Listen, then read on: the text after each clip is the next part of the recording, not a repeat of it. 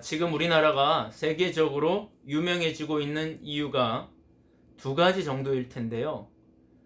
그 중에 하나는 K-방역이라는 것일 것이고, 다른 하나는 BTS라고 하는 가수들 때문일 겁니다. 아마 이런 해석은 저만의 해석은 아닐 거라고 생각합니다. 세계적인 음악 차트인 빌보드 차트의 연속 1위를 2주나 하는가 하면 하룻밤에 트윗이 수만 개가 아니라 수천만 개씩 달립니다. BTS의 팬을 아미라고 하는데 그 숫자가 정확히 몇 명인지 집계가 불가능할 정도입니다.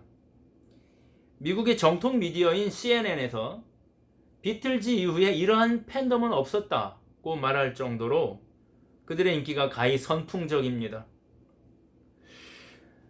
그들이 왜 이렇게 인기를 끌고 있는가? 대중음악 평론가들이 공통적으로 만들어낸, 제시하는 이유가 하나 있는데, 그건 바로 그들의 메시지 때문일 것이다. 그들의 평론에 따르면 BTS의 메시지의 핵심은 두 가지 정도로 요약될 수 있는데, 첫째는 Love yourself, 너를 사랑하라는 말이고, 두 번째는 Speak yourself, 너를 말하라는 말입니다. BTS의 노래를 들어보면 영어랑 한글이 잔뜩 섞여 있어서 저희 같은 꼰대들은 따라 부르기 어렵지만, 제가 그 노래 중에 일부를 잠깐 소개해 보면 이렇습니다. 온이라는 가사를 보니까요, Bring the pain, 고통을 가져와라. 모두 내 피와 살이 되겠지. Bring the pain, no fear, 두려워하지 마라. 그건 어둠 속 내 산소와 빛, 내가 나이게 하는 것들의 힘, 넘어져도 다시 일어나 스크림, 외치라는 말이죠. 넘어져도 다시 일어나 스크림. 언제나 우린 그랬으니 설령 내 무릎이 땅에 닿을지언정 파묻히지 않는 이상 그건 그저 그런 해프닝쯤 될 거란 걸. Win no matter what. 무슨 일이 있어도 이긴다, 그런 뜻이겠죠. Win no matter what. 뭐 어렵긴 한데 이런 노래입니다. 또 낙원이라는 노래 가사를 보면 이렇습니다. 이런 가사도 있습니다. 멈춰서도 괜찮아. 아무 이유도 모르는 채 달릴 필요 없어. 꿈이 없어도 괜찮아.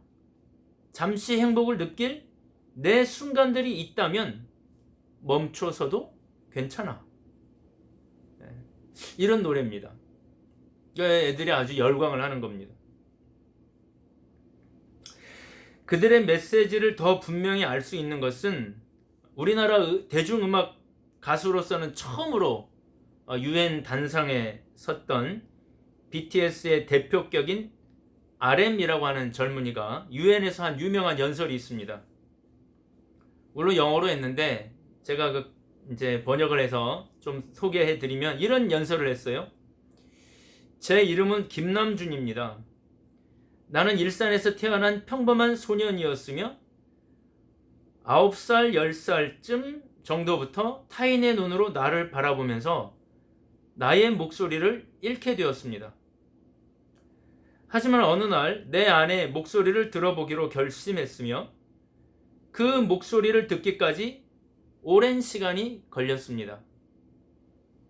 사람들이 BTS는 희망이 없다고 말했고 포기하고 싶을 때도 있었지만 사랑과 지지를 보내준 멤버들과 팬들이 있어서 나와 우리는 멈추지 않았습니다. 내 이름은 김남준이며 실수도 하고 단점도 있지만 내 자신을 사랑할 것입니다. 그리고 대중들에게 묻습니다. 여러분의 이름은 무엇입니까? 여러분의 이야기를 듣고 싶습니다. 이런 연설을 해가지고 유엔에 모여있던 수많은 나라의 국가 원수들로부터 박수를 받았습니다. 문학을 했거나 문학의 언저리에 있던 사람들은 한 번이라도 들어봤음직한 사람의 이름이 바로 미국의 여주 작가인 나탈리 골드버그라는 사람이 있습니다. 그분이 한 이야기 중에 유명한 말이 하나 있습니다. 작가는 다른 사람에게 지식을 나누어 주기 위해 글을 쓰는 사람이 아니다. 그보다는 작가는 자신이 누구인지 밝히기 위해 글을 쓴다. 이런 말을 했습니다. 저는 오늘 설교 준비를 하면서 생각했습니다. 내가 살면서, 이 세상을 살면서 가장 많이 얻은 것은 타인에 관한 이야기이고, 내가 가장 많이 잃어버린 것은 나 자신, 내가 아닐까. 묻습니다, 여러분. 여러분은 누구입니까? 당신은 누구입니까? 이삭의 둘째 아들 야곱이 형과 아버지를 속이고 축복을 가로채려고 했던 사건을 여러분은 다 알고 계실 겁니다. 야곱은 수단과 방법을 가리지 않고 자신에게 이익이 된다면 가족도 등쳐먹을 만한 그런 인물이었습니다. 그는 실제로 평생을 그렇게 살았습니다. 자기 집에서도 그렇게 살더니 삼촌 라반의 집에서도 그렇게 살았습니다. 그렇게 살다가 20년 만에 집으로 돌아오는데 약복강이라고 하는 강 나루에서 하나님을 만납니다. 하나님과 밤새도록 씨름을 합니다. 그것은 다름 아닌 영적인 씨름이었을 겁니다. 자신의 자아를 포기하지 않으려는, 새 속에 물든, 새 속에 비틀어진 자아를 꺾지 않으려는 몸부림이었을 것입니다. 그때 주님이 물으십니다. 내 이름이 무엇이냐? 너는 누구냐? 그때야 비로소 야곱이 대답을 합니다. 나는 야곱입니다. 야곱이란 말은 우리말로 사기꾼이라는 뜻입니다. 사랑하는 여러분, 우리는 살면서 너무나 많은 세상의 지식들을 얻었습니다. 심지어는 교회에서조차 지식을 얻었습니다. 아무것도 모르고 살면 괜찮겠는데, 차라리 낫겠는데 너무나 많이 알게 되었습니다. 그러면서 우리 자신도 모르게 남들의 잘잘못에 대해서 민감해졌습니다. 남을 판단하고 정죄하는 능력이 생겼습니다. TV 보다가 잘못하는 사람이 나오면 그들을 정죄하는 능력이 생겼습니다. 공동체 생활을 합니다. 교회 생활을 합니다. 여러 사람이 같이 생활하다 보니 그 안에서 일어나는 수많은 일들에 대해서 판단과 비판을 할 수 있는 능력이 생겼습니다. 사람이 그러면 못 써 라고 말할 수 있는 비판력이 생겼습니다. 교회에서도 마찬가지입니다. 교회에서 그러면 안 돼 라고 말할 수 있는 위치에도 올랐습니다. 오늘 본문이 딱 그렇습니다. 교회에서 고기를 먹는 사람이 생겼습니다. 유대인들은 고기를 먹지 않는데 로마인들이 교회에 오더니 교회를 고기 먹는 곳으로 만들어버렸습니다. 그들의 눈에 엉망이 된 것입니다. 교회에는 돈이 좀 있고 좀 배운 사람들만, 양식이 있는 사람들만 왔으면 좋겠는데 못 배우고 돈 없는 노예들이 들어옵니다. 교회 질서가 엉망이 됩니다. 예절도 없고 질서도 없습니다. 헌금도 할 줄 모르는데 먹는 건 왜 그렇게 잘 먹는지 모릅니다. 그러면 그 친구들을 데려온 사람들끼리 또 싸웁니다. 왜 저런 애들을 교회에 데리고 와서 교회 분위기를 엉망으로 만들어 놓냐고 다툽니다. 구원은 오직 유대인에게만 있어야 되는데, 유대인만 구원을 받아야 되는데 아무나 막 들어옵니다. 아이도 오고 여자도 오고 노예들도 오고 실업자들도 오고 홈리스들도 옵니다. 자칭 경건하고 전통적인 분들의 눈에는 교회가 엉망진창이 된 것입니다.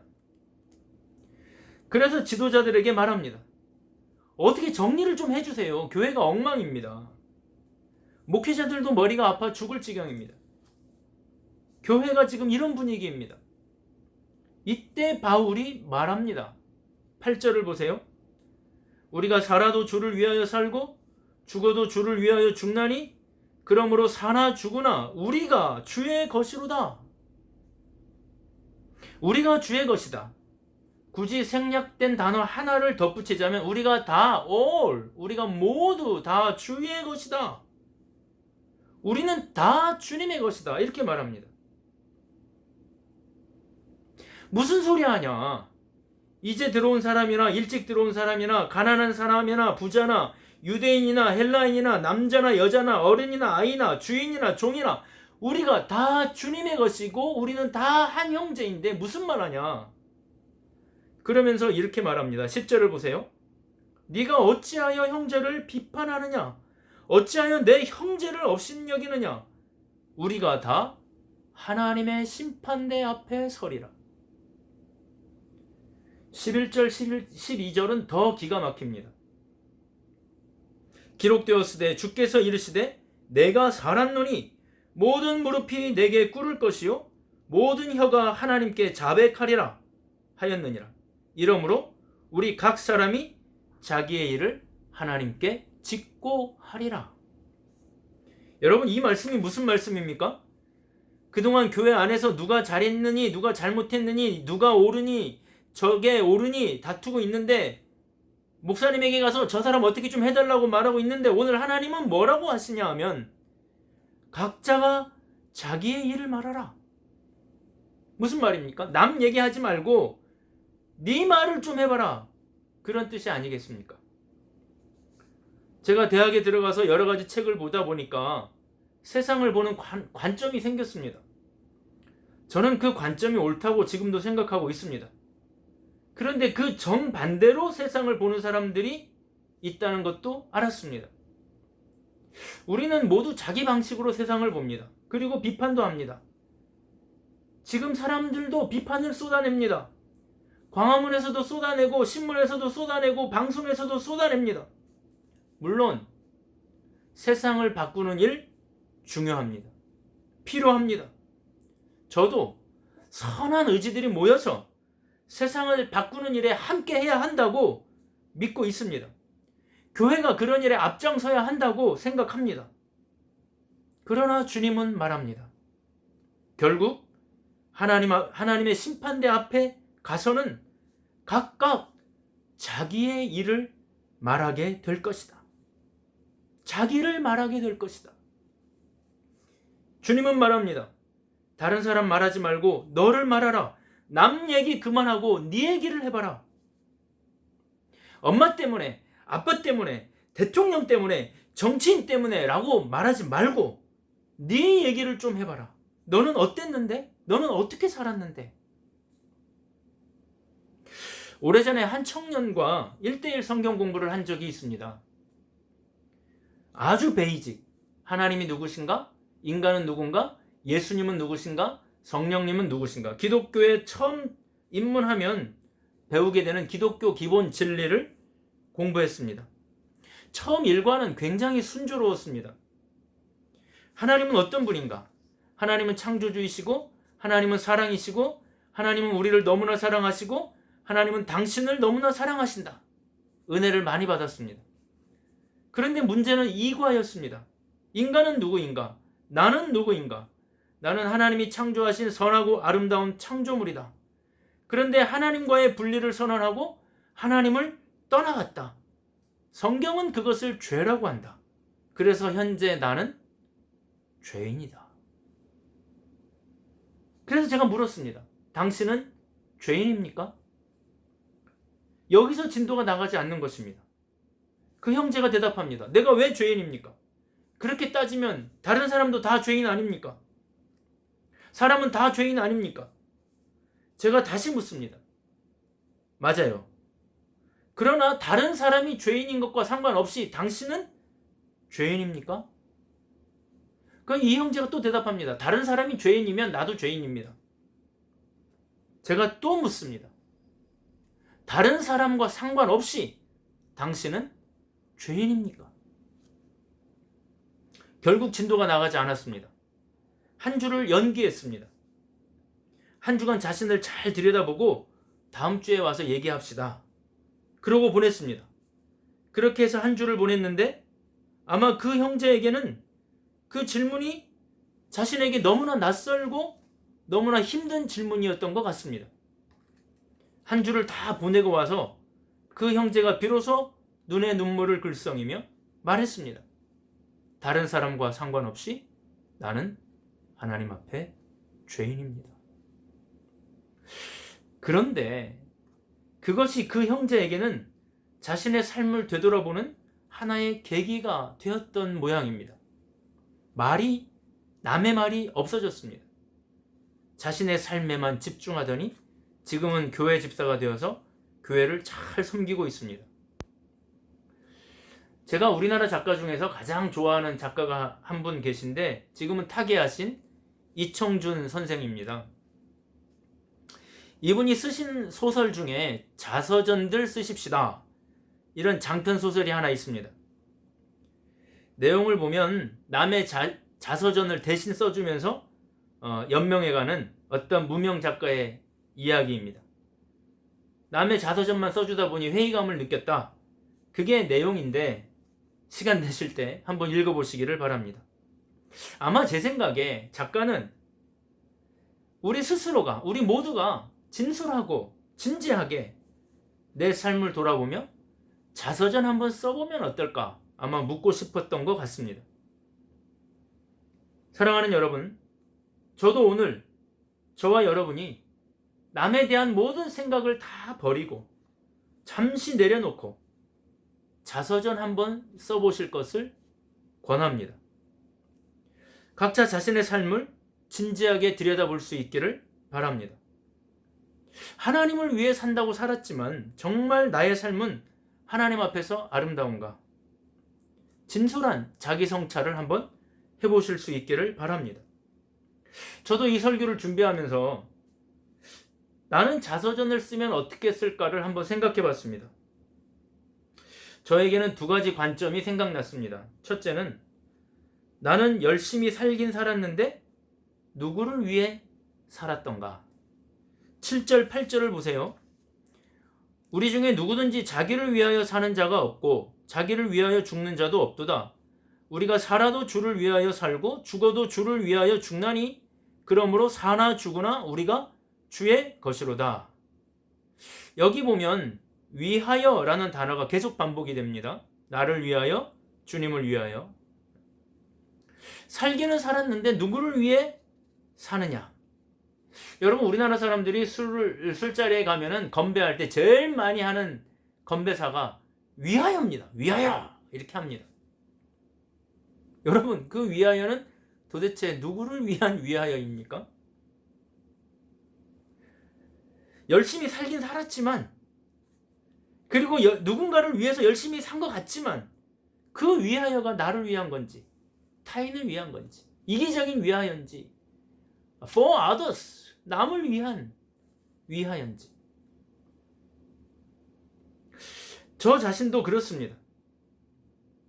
주님을 위해 살았다고 생각했는데 정말 주님을 위해 산 것은 맞는지, 주님을 빙자해서 나를 위해 산 것은 아닌지 조용히 돌아볼 수 있게 되었습니다. 두 번째 관점은 나는 나의 힘으로 살았는가 하는 것에 대한 분명한 자기 성찰이 있었습니다. 나는 나의 힘으로, 내 능력으로 지금까지 살아온 줄 알았지만 자세히 들여다보니 거룩하신 하나님의 권능과 은총 안에서만 살고 있었구나. 그것이 깨달아졌습니다. 나는 이기적이고 죄를 짓는 시간이 너무나 많았을 뿐만 아니라 내가 내 삶에서 자랑할 만한 순간들도 일부 있었지만 그것조차도 사실은 하나님의 은혜 때문에 가능했었구나 하는 것을 깨달았습니다. 결국 저는 너무나 거룩하고 은혜가 풍성하신 하나님의 권능과 은총의 도우심만으로 살고 있었구나 하는 것을 깊이 깨달을 수 있었습니다. 사랑하는 여러분, 우리는 우리의 신념에 따라 우리의 능력으로 열심히 살아온 것 같지만 정작 우리를 지탱하고 계셨던 분은 따로 계십니다. 바로 우리 주 하나님이십니다. 우리는 모두 다 하나님의 권능과 은총 속에서 살고 있는 것입니다. 저는 여러분이 이번 한 주간 이 하나님을 깊이 만나는 주간이 되실 수 있기를 축복합니다. 그래서 이번 한 주간을 다 보내고 나면 이제는 내 입술에 남의 말들이 있는 것이 아니라 여러분 자신과 여러분 자신을 돌보시는 하나님만이 남아있기를 바랍니다. 하나님의 은총 가운데서 그 은혜에 힘입어 살다가 나중에 하나님 만나서 너는 누구냐? 너를 말해보라 하고 물으실 때 하나님, 저는 실수가 많고 죄가 많지만 하나님의 은혜로만 살았던 당신의 아들 김영진입니다. 이렇게 대답하실 수 있기를 바랍니다. 이 말씀으로 승리하는 우리 복지교회 성도들 다 되시기를 주님의 이름으로 축복합니다. 아멘.